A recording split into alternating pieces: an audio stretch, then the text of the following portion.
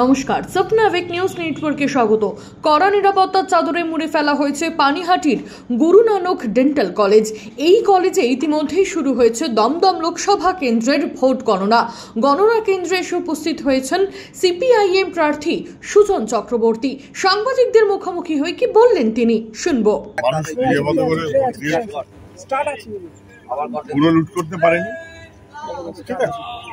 যোগ্য আমরা সব জায়গায় আপনাদের যারা এজেন্টরা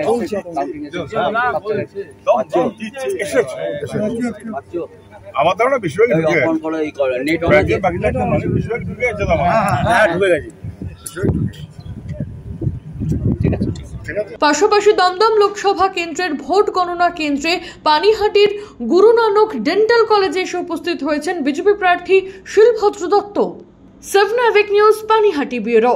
সমস্ত খবরের আপডেট পেতে লাইক করে সাবস্ক্রাইব করুন স্বপ্ন আবেগ নিউজ। সেই সঙ্গে বেল বাটন প্রেস করতে ভুলবেন না। আপনাদের একটা সাবস্ক্রিপশন আমাদের জন্য অত্যন্ত মূল্যবান। জয় হিন্দ।